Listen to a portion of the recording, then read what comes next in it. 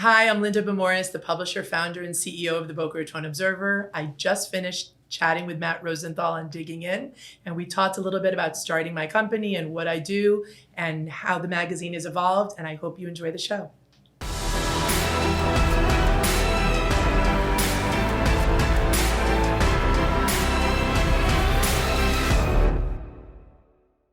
All right, welcome back, everybody. Welcome back to Digging In with Matt Rosenthal. I have an amazing guest today, Linda Behmoiras. Hi. How are you? Good. Thanks for having me. I just got to say a few things about you real quick. One, she's a mom, okay? When you hear the story of what she has done, it makes it even more amazing. She's a mom. She's an entrepreneur, Wharton Business School graduate, built something from nothing, built an entire magazine from nothing. Amazing, amazing woman. So welcome to the show. Thank you so much. Show's over. No, I'm just kidding. So you built the Boca Observer Magazine. Amazing magazine. Like, I look forward to it, and I think everybody I know looks forward to that magazine coming every month. Thank you. And that's the truth. It's like the fountain of information and advertising. Like, everything that's going on, restaurants, fashion, like everything. Professionals in all different fields. So we see that magazine and we see that, and now we know that you built that. But before we get into that, take me back to who you are, where you came from, where the spirit comes from, your family, your upbringing, everything. Okay, that's a very loaded question. And hurry up, please. I grew up in New York, and I moved to Florida when I was 12 to Aventura, and I graduated from high school in Florida, and then I went to school at University of Miami. And I would have graduated early. And instead of graduating early, I went to the Wharton Business School for a year as a visiting student. Went back to University of Miami, graduated from there. And then I moved to New York to go to NYU for business school. And I got my MBA from NYU. And then I stayed and worked on Wall Street. I was in finance. I was in corporate finance at a small private investment firm in New York. And I worked in New York in corporate finance for 7 years. And then I moved to Florida. I moved to Boca in 1996 when I got married. And I worked for a firm. I kept working for my firm in New York for a year, and I commuted. And then I, figured, I was recently married. I couldn't keep doing the commuting thing. As much as I loved my life in New York, it was time to give it up. So I left my firm in New York and I joined a firm here in Florida. And I was doing investment banking, but a little bit different because investment banking here is obviously very different than it is in New York on Wall Street. So I ran the equity syndicate department and I worked for the chairman of the firm. And it was called JW Charles and then JW Genesis in Boca. And I worked there for about 4 or 5 years, had my first child. I have a son. I have 2 sons. One is 23 and one is 21. So I had my first son and kept working and was doing the whole working mom thing. I had a nanny at home and I picked up my son from I left work. I picked up my son from the nanny. I would take him to mommy and me. I would take him back to the nanny. I'd go back to work. And when I got pregnant with my second son, my husband was like, "This is crazy. You can't keep doing this. I mean, I think it's great that you have a career and you want to do this, but how could you keep juggling this?" It was just too much. So And you agreed, like you felt that. I felt it. I felt, I was very fortunate because, my bosses let me work 4 days a week, but I had 15 people reporting to me and I was running a department and it was a lot. It was a lot to juggle and I wanted to be with my kids. I wanted to be a full-time mom, but I loved having a career. So I said, fine. I left my firm and I stayed at home and I was a full-time mom for 2 years. And when you said fine though, you wanted to go home? I wanted to be a full-time mother and I couldn't find a way to balance work and family the way that I wanted to raise my family properly. It was just, I didn't want to be one of those mothers, not that there's anything wrong with them, but I didn't want to be a mother whose nanny was raising my kids. I wanted to raise my kids. So I was like, you're right. Like, I'm going to do this. Yeah, so you weren't torn. You No, were 100% I wasn't like, torn. That's what I want to do. No, I wasn't torn. But, I stayed home for 2 years and I did the whole full-time mom thing. And, it was great. And I loved being with my children and I loved raising my children, but I missed working. I did, because I think once you've worked and once you've had a career, everyone's different, but I'm not the type of person who could just sit home.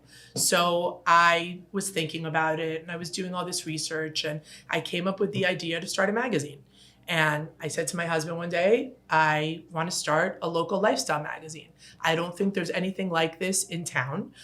At that time, there was one other magazine in town that's been around for many, many years, which is a wonderful publication, but not exactly what I wanted to do. And I said, I want to start this magazine. And he looked at me, are you crazy? Like, really? And you had no background in this. None. I was editor of the yearbook in high school. And I love magazines. Perfect, you qualified. Right. I was editor of the yearbook in high school and I love magazines and I like photography, but no, I'm not a journalist. I had no background in this at all. But you knew you could do it anyway.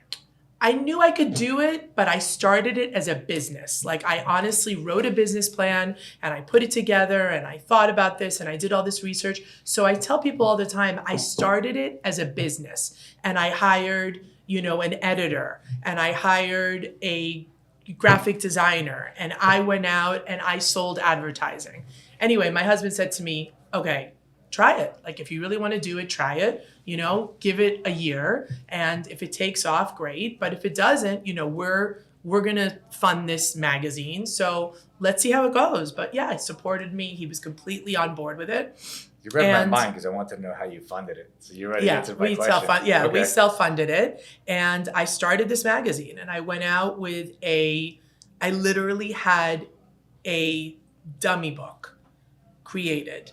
Like I had a graphic designer and an editor and we put together this dummy book and we had it printed like at FedEx, Kinko's. Like what do you mean a dummy book? A pretend like a magazine. I had to go out there and sell something. The magazine is completely advertising driven. That's where we derive our revenue from. So if I'm going to go out there, I have to have something to go out there with. I can't just be like, hi, I'm Linda and I'm starting a magazine by advertising. So I created a magazine. So I created this dummy book and I went out there and I sold advertising. And, when the magazine first started, it was 48 pages and it was tabloid size. It was bigger and it was a combination of newsprint and gloss. And started the magazine, started getting ideas, drafted it all out, put it all together and took off. It was 2003, November 2003, 18 years ago.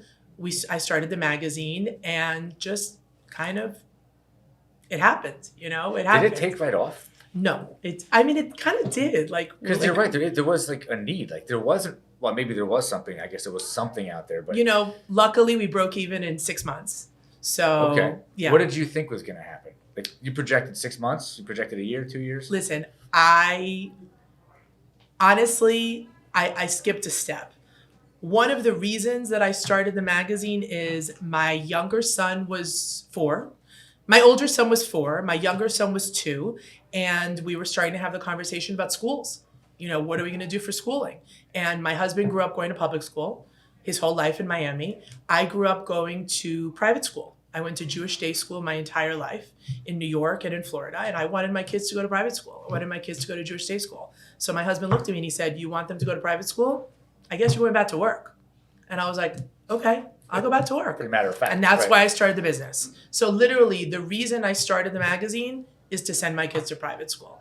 And I wasn't sure. I hoped it would take off. I hoped that it would be profitable in a year or 2 years. It was profitable after 6-7 months. And the first few years were quiet. Not quiet. The first few years were slow, but then it really took off and it really grew. And we just celebrated our 18th year in publishing. We print monthly. It's a lot of fun. Like I really enjoy it. It's something that I really enjoy doing. And I think that everyone has a calling. And I think that this is exactly what I was supposed to do. I don't miss being in finance at all. I love what I'm doing. I love creating and putting together and coming up with ideas. We theme all of our issues and coming up with who our covers are and sitting down with my team that has obviously expanded and coming up with the themes and what we're going to do each month and who we're going to interview and what's going to be in the magazine. And I really enjoy it. Did you know that you had this creativity when you were in finance? Because No. finance is not creative. No. Well, it could be creative, taxes. But I was a numbers person. you were like, I was a numbers person. But you are creative. I can just, You can feel it. I coming am from you, creative. so- but I am creative, but I didn't know didn't that. know it. I didn't know that before. I mean, I've always loved photography, whatever, but I never had this creative side to me. And I do have a creative side to me now that I see, you know. And being an entrepreneur is being creative. It is. You're right. It is. You're basically, Like you can't be in a one sense, you're without the creating other. something. No, you're absolutely creative when you're It's an entrepreneur. constant. It's the problems, it's sales, it's marketing, it's paying vendors, it's like solving problems. Right. It's constant creativity. Constant. Not just the obvious creativity. It's the stuff people don't think about. And coming up with Solving solutions. problems. Yeah, you're always coming Solving up with problems. solutions, solving problems, coming up with different solutions, different ideas. And I really enjoy it. I do like that creative aspect very much. And you when you talk about it, you are passionate about it. So I'm you very were not passionate. passionate about the finance. That was a path that was kind of laid out. It's like, okay, I go to college, I'll do this, I'll do that. Right. But you didn't feel that way about it. No. I didn't have the Yeah. passion in finance that I do now for what I do now. Because this is a baby. This is This is your third child. This is my third child. Right. I can't believe you said that. That's what I call the magazine. Did you I have realize? 2 children, and I always say the Observer is my third child. This is my baby. This is, I take it very, very personally. Like every page is me. I pour myself into every page. People say to me, oh, do you what exactly do you do? And I'm like, I do everything. Like I do it all. Like I edit, I have an amazing editor. I have an amazing copy editor. But I edit and I proof and I read through every single page of the magazine 50, 60 times. I'm on deadline right now. We have an issue going to print next week, our April For what issue, month? For April, our okay. our women's issue. And, I'm very involved in the creative process. Like I would almost call myself like the creative director of the magazine. Like I sit down with my team and we come up with the different ideas on where we're going to take it and who's going to be on our cover and who we're going to write about. And I do create it and I do oversee all of it. So I'm very passionate about it because to me, I take it all so personally and I feel so responsible for every single thing that's in the magazine. Every page, every advertiser, every piece of editorial, everything we profile, every charity event, I take ownership in it because it's mine. So what does it take? What does it take to do what you did? You built something from nothing. So, I mean, you make it sound easy, but I built a company. You built a company. What does it take? Can anybody just do this? Or is there certain things about you that might be typical of people that start something? I think that you really have to have a passion and you really have to believe in what you're doing. It wasn't easy. I mean, there were some years that were very, very difficult. A lot more competition has entered the market. There's a lot other publications, local publications in town. I mean, we're basically a local lifestyle magazine and a lot of other people try to come into the market and, take a piece of the pie, so to speak. But it's not easy. I think, everything has challenges. Every business has challenges. It's not easy creating a publication every single month. I mean, I'm on deadline every 18 Constantly. business days. Every 18 business days. So there's 8, I literally come off an issue and 3.5 weeks later, 4 weeks later, the next issue is going to press. So it's nonstop. But, every business has challenges and, it wouldn't be fair for me to say it's so easy. It's, businesses have their good days and their bad days, and there's days that, you're dealing with your staff and you're dealing with, the cost of, paper increasing if you're in my business, or you're dealing with, changing printers, or there's so many challenges and you're dealing with advertisers. There's struggles every day, but I think it's important that whatever you do, what's that line? If you love what you do, you'll never work a day. Yeah. I don't feel like it's work. I mean, do I feel You're like having it's a good work? time. Do I feel like it's work when it's 2:00 in the morning and I'm sitting there editing pages and proofing things and I'm sitting here wondering why am I not lying on a beach somewhere? Yeah, I do. But overall, it doesn't feel like work. We live at the beach. Right, it's true. It's true. I mean, laying on a beach somewhere else. You drive 10 minutes from your house. Right, somewhere else. I enjoy what I do. I enjoy having the role in the community. I enjoy a big part of what we do in the magazine is we support nonprofits and being involved in so many charities in the community. I mean, we sponsor over 50 charity events a year. So my husband and I are very involved in charities and in nonprofits in town. So, I love being part of the community, and I feel like the Observer is the vehicle that got me so involved in the community and got me so involved in these nonprofits, which really are a passion of mine. Like, I really enjoy it, and I feel like bringing the Observer to readers in the community in Boca and Delray and Highland Beach has given me the vehicle to get more involved in the community. We've been here for 26 years. I've lived here for 26 years. This is my home. This is where I've raised my children. I know a lot of people in town. I have lived here and seen the city evolve in such a way, and I love it. Like, I love Boca. I'm passionate about Boca. I'm passionate about our community, and I feel very thankful and very blessed because I feel like the magazine is what's given me that entree and that role, if that makes sense. It makes a lot of sense. So, how many people, Boca, Delray, Highland Beach, how many people do you think or do you know get the magazine? Well, our monthly circulation is 134,000 readers a month. So we mail about over 30,000 copies of the magazine directly to homes in Boca, Delray, and Highland Beach. And we have a very high readership, very high readership rate, very high reader loyalty. The thing about the magazine is our circulation is audited. It's audited by a company called the Alliance for Audited Media, which audits a lot of different magazines all over the country. And what makes that special is because my husband and I work together. That's another part that he works with the company now? Yeah, my husband and I work together. Hold on, we'll get That's to the that part in a that you second. didn't even know about. I didn't know that. Yeah, my husband and I work together now, and he came into the company about 8 years ago. So and you're his boss? Come on. Or is he your boss? I started the magazine and my name's on the poor top guy. of the masthead. All right. But we work together. But no. We're not. I'm not his boss. He's not my boss. We work together. It's a partnership. It's a partnership. And he is an accountant. He was, Perfect. He's a CPA, but he was on the consulting side, and my background's all finance. So we're very numbers people, and we're very into credibility, and we're very into how important things are. So we went out, and years ago we got the magazine audited because it's important for people, for advertisers, for example, to know that we're really mailing what we say we're mailing. There's a lot of other publications, not to be named, that just, have magazines out there and they drop them off places and you never really know who's reading them. Our circulation is audited by a company that audits Oprah and In Style and really big national That's magazines. a big deal. Yes. So thank you. So our account, we're very accountable. Every month they come in, they audit our circulation, everything is mailed. So that to us is very important because we're numbers people and because we're very, credibility is so important to us. When that magazine, so I get it in the mail. I stand at the mailbox and I throw out everything that comes in the mail. I stand right by the little thing. Oh, no. That, God forbid, I throw that in the garbage, I'm in trouble. First of all, love hearing that. Thank you. My wife's like, she loves to read it, but so do I. I don't know anybody who gets that doesn't read it. So Sure, if you're sending there's some out, people. I don't know that many people.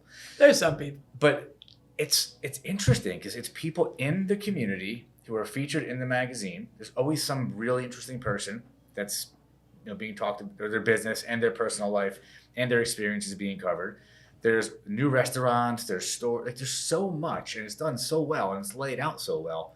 Thank you. That came from you. That's your vision. We we try to make it interesting. What we do is we theme our issues. So there's, there's a business and wealth issue, there's a women's issue, there's a men's issue, there's a travel issue, there's a giving issue. And our features are always, I always say they're a little more national in scope. We're a local lifestyle magazine, but we're catering to readers in this community that are affluent and well-traveled and well-educated and well-read. Yeah. So it's not just all local. It feels like that. Right. It does feel like that. There's always a celebrity on the cover. Our features are always more national in scope, like things that are more national and regional. And then our departments are always more focused on local. And we have everything from, there'll be a style column and a wellness column and profiling different people in town. And there's a society section and a real estate section. And, it's always interesting things about charities in town and happenings around town. So it's always interesting to me to hear, and sometimes I'll be around town and I'll see people reading the magazine. Like I'll be like, I don't know, getting a manicure and a pedicure or having my hair blown out, and I'll like watch people reading the magazine, and it's always interesting to me to see how people read it. Some people read it from the back to the front. Some people read like the front, or they're reading certain sections. So it's always fun to me to be out there and see how people read it. And it's always fun to hear back from readers. And, when I'm out and about around town, like I'll have people come up to me and be like, oh, I love this story, or I love this, or I love that you did this. And, a lot of times I bring my personal life into it a little bit. I write a letter every month where, introducing the magazine, but I also share a little bit of my personal life.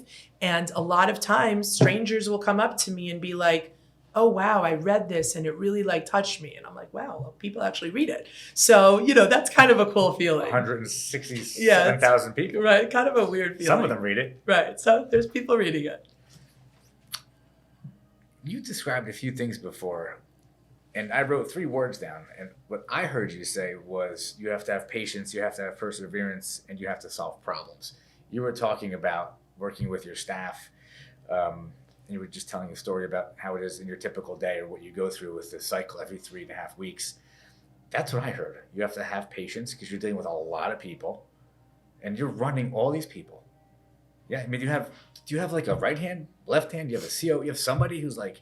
Well, like I said, my husband and I work together. So my husband is the COO, I'm the CEO.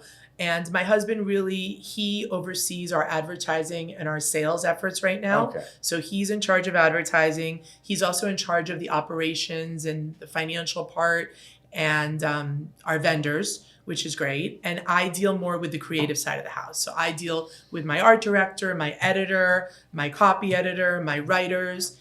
I'm very, very blessed. I have such an amazing team. I mean, I have a team that is very, very small. And, people are always amazed by the fact that our team is so small. We put together such an amazing product. But we have an incredible small team, many of whom have been with me for 15, 16 years. And we get it done. To me, I think that I think it's so important to really believe in what you're doing and to really be passionate and to not give up. I just spoke to a group of young female entrepreneurs, and they were talking about tips on what you recommend as a female entrepreneur and what some advice that I can give. And the bottom line is those things that we talked about, but also I think you have to be passionate, and I think that you just never have to give up. And not to take it on a different turn, but I think that being a woman, even more so. I think that you really, as a female business owner, I think you really have to be strong and passionate about what you do and not give up. I mean, there's going to be bad days, there's going to be good days, as we all know in any business. Sure. But if you really believe in what you're doing and you really feel that you're making a difference, then keep going. Don't take no for an answer from anyone, ever. So what impact do you want to have with this, long term? I mean, is there a next step, and then next step, do you have a goal, more readership, more towns? It's a good question. That's a great question. It's also a legacy, because your kids are how old again? My kids are 23 and 21. Okay, so there's they could get involved. You never know; they're still young, but there's a legacy here. You built something that could outlive your vision. It could take on your kids' vision. Mm-hmm. I mean, what are you thinking? What do you want it to do? People ask me all the time if my kids are going to take over the Observer. And right now, neither one of them seems very interested in doing that. So I don't think that's going to happen, but you never know. They both have their own interests and their own goals. And I'm a big believer in letting kids do their own thing. I wouldn't, impose it on them and be like, you have to take over my business. So I want them to be able to pursue their own dreams and do their own thing. I've thought a lot about opening possibly other markets and doing what we do in Boca somewhere else. But for right now, I just want to keep growing the magazine and keep making it better and better and keep, growing our circulation and getting out to more people and just expanding and keep doing what we're doing. What's the doing potential it better. reach in your existing market? Like how big can it go? In this market, Boca, Delray, Highland Beach. We're pretty much everywhere in Boca, Delray, and Highland Okay. Beach right now. So, in this market, we've really tapped it out. We play with things a little bit in terms of our circulation, but for the most part, like we're in every affluent gated community there is. We're mailing to, I think it's 130, 140 communities right now, plus condos and different, we're in every home. We have the largest circulation in South Florida. So we're pretty much everywhere in Boca and Delray. We would probably maybe think about expanding it maybe into Palm Beach and into North Broward a little bit more. But in terms of South Palm Beach County, we're pretty much there. That's powerful. So you get offers. I'm sorry? You get offers. We do. It's powerful because you've got so much reach. Mm-hmm. But it's a family business. It is. And so I guess something would be lost if it was no longer a family business, right? Because there's something special about that. And the fact that how do you come up with the ideas every month? Like you have people working with you, but like there's only so many things you can talk about.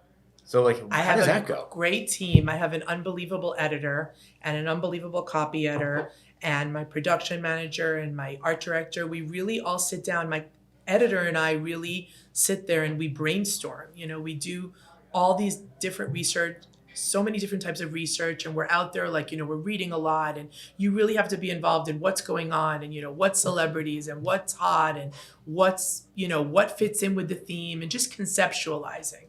So, yeah, it would be different if it wasn't me and my team running it. So you have a lot. I mean, it's like whatever you want to talk about. That's a kind of cool feeling, I guess. Like, kind of like doing this. Like, I bring on people that are interesting to me, right? Like, interesting topics. I hope people like it, but you have people like what you're putting out because you've got data. Mm-hmm. Do you get feedback from readers? We do. And get ideas that way? Like, we do. I want to hear about this. We don't really get ideas from readers, but we do get feedback. We're constantly asking people, if you have anything that you want to suggest, please write to us. And unfortunately, we don't get a lot of suggestions, but we do get feedback. I get emails from readers all the time saying they love this story or this, they loved reading about this person or this person. And, they really, they enjoyed this new department. So I do get feedback in a lot of ways from readers. I just introduced a new department this year called the L List, which is basically things that I like things that make me happy, products and experiences and things that I like. And I do it every other month. And I've been getting a bunch of emails from people saying, wow, I love this new section. It's so fun. It's so great, like to see all these new products and these restaurants. And like, I'll put things in there like my, a drink that I like at so-and-so restaurant, or a meal that I like at so-and-so restaurant, or a place I like to get away to for the weekend, or, a pair of sneakers that I bought that I like. So it's nice it's very, might sound like a weird word, but it's rewarding to get an email from a reader. It's validation. It is. It's exactly right. Validation. Right. It like validates. It is validation to know that I'm doing something that, in some way, is touching someone. If we write a feature on someone or about a charity or about something that touches someone and they, take the time to email us or they say something to me, if I see them around town, it means a lot to me. Like it means a lot to me when somebody says, when you just said, I read the magazine every month. That is validation, and that makes what I do so rewarding. It really does. It just makes me feel so good that I'm actually doing something worthwhile that's making a little bit of a difference. So you have a passion, and on top of that, you're impacting people. I mean, that's not common. That's almost like living the dream. It is living the dream. I'm living the dream. You really are. And you created it. I'm very lucky. Is this what you saw when you wrote that business plan? Like, did you take it as far as, I mean, the business is off the ground, it's all funded and it's operational and everything else, but like, what was next? Like, did you write down what the vision really was? I'm going to be honest with you. When I started the magazine and I wrote the business plan, I never thought it would get to where it is. Now, that's cool. Never did. I really... You put your kids through school, so it achieved the goal. I did. Right, that happened. I did. But I mean, and this is only the beginning. I surpassed my goals. I mean, when I started the magazine, I'm like, okay, you want me to go back to work? Okay, fine, I'll go back to work. All right, how much is private school? Like $50,000 a year? Oh, okay, $50,000 a year. This is my family's livelihood now. Like, my husband and I work together. This By the way, that's a lot of surpassed my dreams. For anybody that's watching this, I mean, it is. That is a lot of money. It is. And it's a lot of money. My younger daughter goes, and it's not that expensive, but it's a lot of money, and we're fortunate. We are. That we can do that, but we're also two people that created something, and if we didn't get to this, I want to get to it now. You have the power. Anybody has the power to generate business. It's called sales, right? So you went out there early on, and you began to generate sales, but you had no sales training. You were in business. And I meant to get to this a half hour ago. When you mentioned, like, I went out and I just started meeting people and getting advertisers, and like, how did you learn how to sell? I mean, you're likable and you're friendly and you're easy to talk to, but to get people to give you money, it's not easy. It's sales. Yeah. And that's stressful. It's fun, stressful, but you've done a lot of sales. I always say that I'm a people person. Like, I like to meet new people. Like, I met you the other day for the first time, and like, I liked you right away. It was so random. Be on my show next It was week. so random. But I like meeting new people. Like, I like meeting new people. I like people. I like learning about people. And I think a big part of it is you have to listen. You really have to listen to people. Like, I really don't do a lot of sales anymore because my husband really oversees that, and I have an amazing account manager that works with him. So we kind of have to divvy things up. I do some sales, but I don't do a lot of it. But I think it's important when you listen, when you meet with someone.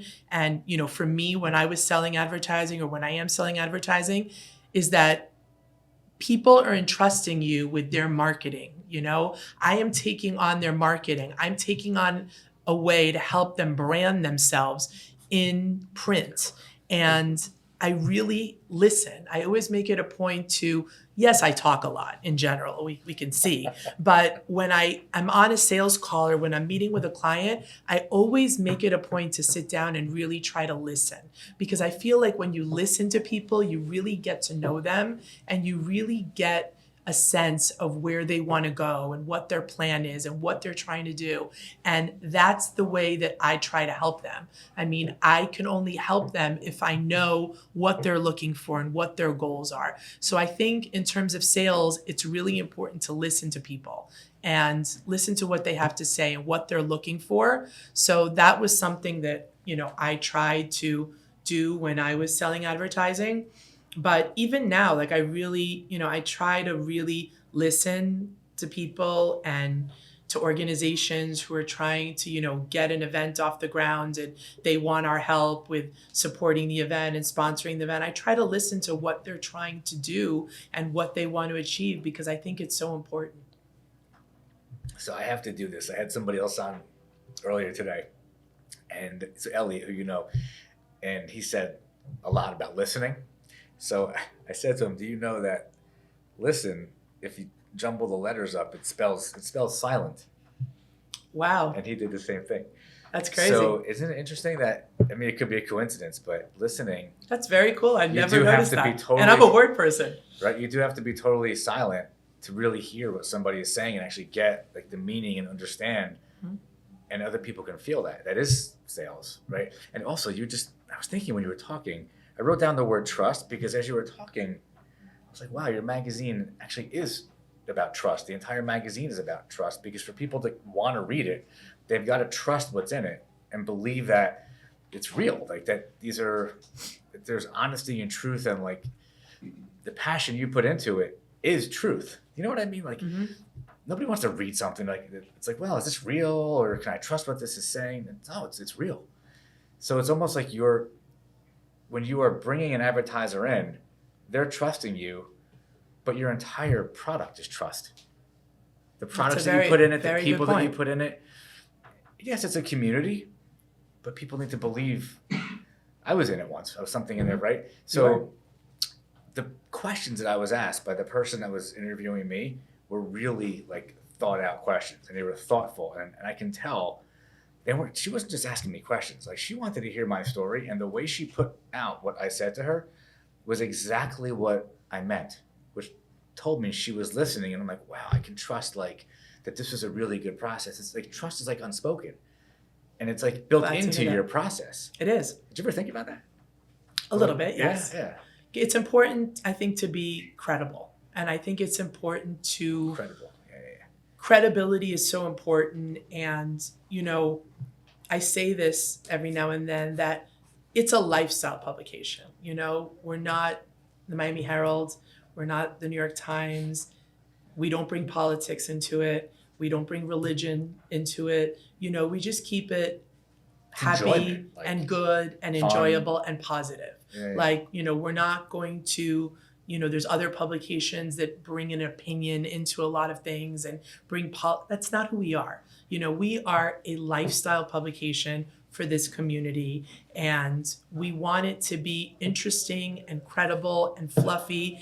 And there's nothing in this magazine that I don't believe in. So yes, there is trust, a big trust involved. Like, I'm not going to bring something in there and show something to my readers that I don't really believe in, that I wouldn't want to read myself. And you put the time into every single episode, every single publication that comes out, every single month. You're putting the time in. You're thinking about it. Like, that's like serious passion. Well, That's what we brings are, it me back and to, my team. Like, That's we're what it brings really, it back to. we're putting it together year after year, month after month, and we put a lot of our heart and soul into it. Was there any point in time where you're like, nah, this is just too much work? Nope. Was there any point in time where it almost didn't work operationally? Nope. That's because your husband, obviously. Give him some Listen, credit. there's challenges. There's challenges in every business, but in terms of times where it really didn't work, that I was gonna like throw in the towel, no.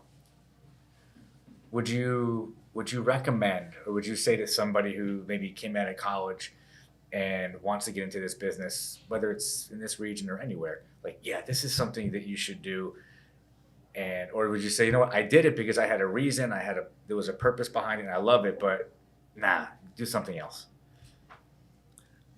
I did it because I had an idea and I had a plan and I followed it through.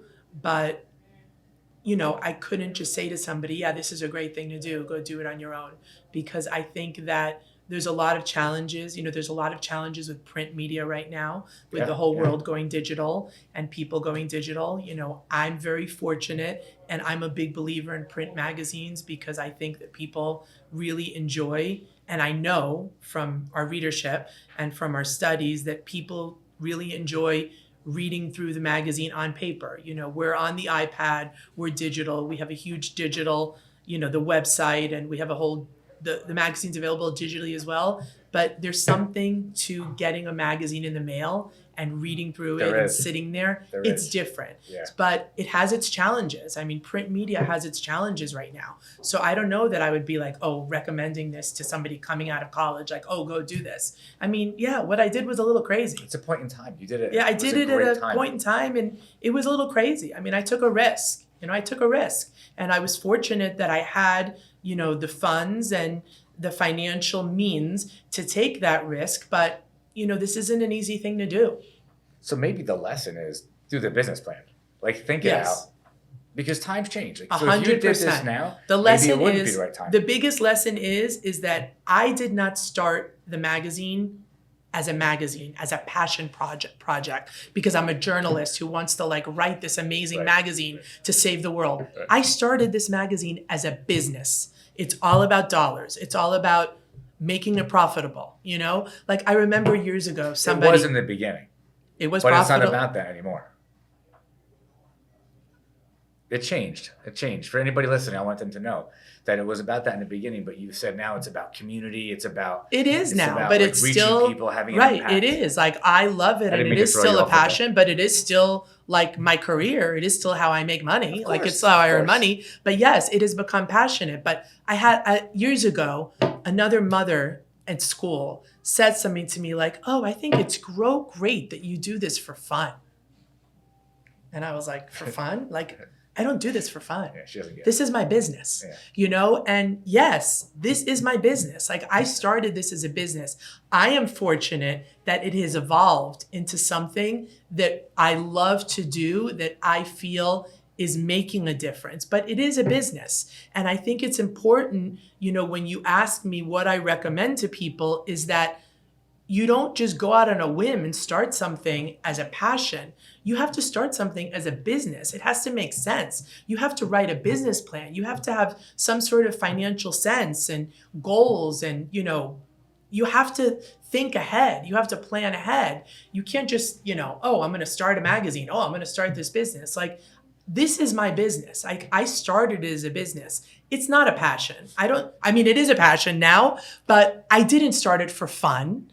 You know, I started it as a business and it evolved into a passion, if that makes sense It at makes all. a lot of sense. And anybody who actually ever watches this is in their 20s or so. You know, there's a generation of people out there who things are happening so fast because of social media.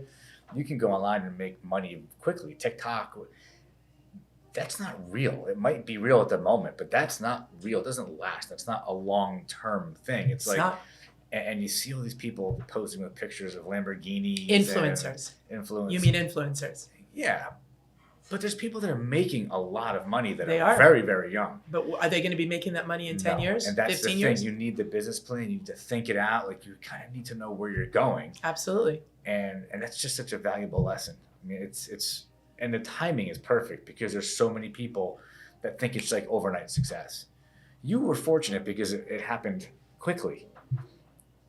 But it wasn't an overnight success. You put in years and years and years of work in finance. You have wisdom. Like, you can tell when something doesn't feel right. Right. Because you did so much. And that's an important lesson too. Like, Absolutely. it takes time. It's a long road. Nothing happens overnight. Everything takes If it's time. too good, if it seems too good to be true, it probably is. Absolutely. You know?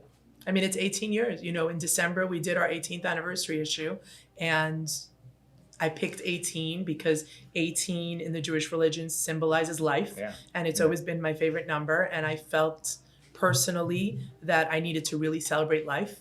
And I think that there's so many people out there after COVID that needed to celebrate life. And we did this 18th anniversary issue. And, you know, it's a real coffee table book for me. And it was a real passion to me. And I had an artist I commissioned an artist to commission a piece for my home, and that was one of the covers. And then there was a double cover, and the second cover was Gloria Estefan, and it was our holiday issue. And it was just, you know, that piece, that issue was it was like a culmination for me. It was almost like 18 years. You know, we've been doing this for 18 years. That's a lot of issues. Long. You know, that's time. a lot of issues. That's like, what is it? Over 218 times 12. I mean, 250 issues, you know, that we've been doing it month after month, and putting that piece together, you know, putting that issue together, and just everything was about, you know, anniversary and the number 18 and the last 18 years and people we featured on our cover and in the magazine. And it was like, wow, it was commemorative, but it was almost like, in a sense, a validation for me. Like, wow, this is something that I created 18 years ago, and look at where it is. It's a milestone. It's a milestone. It's a It's big like, deal. you know, it's not easy. A lot of publications have come and gone in this town in the last 18 years. I mean, I've watched a lot of people come into the market and a lot of people get out because they couldn't make it work. So I'm very proud of the Observer, and I'm very proud of what I've accomplished. So the business plan and the passion, I mean, that's the combination. Mm-hmm. And you're consistent. Same process. Maybe you change it, but it's over and over and over. You found a model that works. Right.